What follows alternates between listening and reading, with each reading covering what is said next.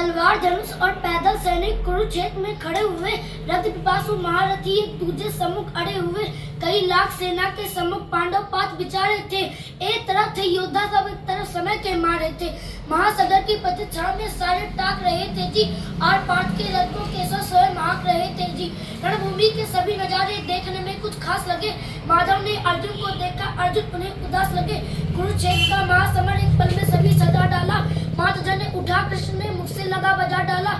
हुआ शंखनाद, जैसे ही सबका गर्जन शुरू हुआ, रथ बिखरना हुआ शुरू, फिर सबका मर्दन शुरू हुआ। कहा कृष्ण ने, उठ पार्थ, और एक आग को बीच जड़ा, गांडीव पर रख बाणों को, प्रत्यंता को खींच जरा। आज दिखाते रणभूमि में योद्धा की तासीर यहाँ, ये धरती पर कोई नहीं अर्जुन के जैसा वीर यहाँ। सुनी बात माधव की तो अर्जुन का चेहरा उतर गया, एक धनुर्धारी की विद्या मानो चूहा उतर गया। बोले पार्थ सुनो कान्हा, ये जितने सम्मुख खड़े हुए हैं, हम तो इनसे सीख सीख कर सारे भाई बड़े हुए हैं। इधर खड़े बाबा भीष्म ने मुझको बोध खिलाया है, गुरु द्रोण ने धनुष बाण का सारा ज्ञान सिखाया है। सभी भाई पर प्यार लुटाया, कुंती मात हमारी ने कमी कोई नहीं छोड़ी थी। ब्रह्माता गंधारी ने, ये जितने गुरुजन खड़े हुए हैं, सभी पूजने लायक है। माना दुर्योधन दुशासन थोड़े से नालायक है। मैं अपराध क्षमा करता हूँ, बेशक हम ही छोटे हैं, ये जैसे भी हैं, आखिर माधव सब ताऊ के बेटे हैं।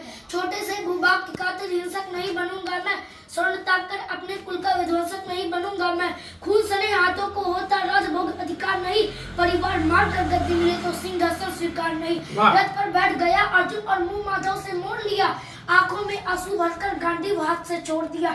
गांडीव हाथ से जट उठा, माधव भी कुछ अकुलाए थे, सिर सपाट पर गर्व हुआ और मन ही मन हर्षाए थे। मन में सोच लिया, अर्जुन की बुद्धि नहीं सटने दूंगा, और समर भूमि में पार्थ को कमजोर नहीं पड़ने दूंगा। धर्म बचाने की खातिर एक नव अभियान शुरू हुआ, और उसके बाद जगत गुरु का गीता ज्ञान शुरू हुआ। एक नजर में, एक नजर में, एक नजर में, एक नजर में, एक नजर में रणभूमि के कड़कड़ डोल गए माधव। टकटकी बांधकर देखा अर्जुन, एकदम बोल गए माधव कि पार्थ मुझे पहले बतलाते, मैं संवाद नहीं करता। पार्थ मुझे पहले बतलाते, मैं संवाद नहीं करता, और तुम सारे भाइयों की खातिर कोई विवाद नहीं करता। पांचाली के तल पर लिपटी साड़ी खींच रहे थे वो, दोषी वो भी उतने थे दो, झगड़ा बीच रहे थे जो। घर की इज्जत तड़प रही थी, कोई दो टूक नहीं बोले। पौत्र बहू को नग्न देखकर गंगा पुत्र नहीं खोले। तुम कायर बनकर बैठे हो, ये पार्थ बड़ी बेशर्मी है। तुम कायर बनकर बैठे हो, ये पार्थ बड़ी बेशर्मी है। सब मर्द उन्हीं से निभा रहे जो लोग यहाँ अधर्मी हैं। धर्म के ऊपर यहाँ आज भारी संकट है खड़ा हुआ, और तेरा गांडीव पार्थ रथ के कोने में पड़ा हुआ। धर्म के संकट के बादल तुम छाने कैसे देते हो, कायरता के भाव को मन में आने कैसे देते हो। हे पांडु के पुत्र, हे पांडु के पुत्र, धर्म का कैसा कर्ज उतारा है। सोले होने थे आंखों में, पर बहती जलधारा है। गांडीव उठाने में पार्थ जितनी भी देर यहाँ होगी, इंद्रप्रस्थ के राजभवन में उतनी अंधेर वहाँ होगी। अधर्म धर्म की गहराई में खुद को नाप रहा अर्जुन, असुधार फिर तेज हुई और थर-थर कांप रहा अर्जुन।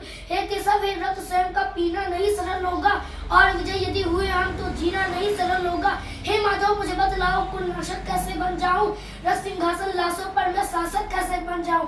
कैसे उठेंगे कर उन पर जो कर पर अधर लगाते हैं, करने को जिनका स्वागत ही कर भी स्वयं जुट जाते हैं। इन्हीं करों को बाल्यकाल में, इन्हीं करों ने बाल्यकाल में सबके पैर दबाए हैं। इन्हीं करों को पकड़ करों में पिता माँ मुस्काए हैं। अपनी बाणों की नोक जो इनकी तरफ करूंगा मैं, केशव मुझको मृत्यु दे दो, उससे पूर्व मरूंगा मैं। बाद युद्ध के मुझे न कुछ भी पास दिखाई देता है, माधव इस रणभूमि में बसना दिखाई देता है। बात बहुत भावुक थी, किंतु जगत गुरु मुस्काते थे, और ज्ञान की गंगा निरंतर चक्रधारी बरसाते थे। जन्म मरण की यहाँ योद्धा बिल्कुल चाह नहीं करते, क्या होगा अंजाम युद्ध का ये परवाह नहीं करते। धन्यवाद।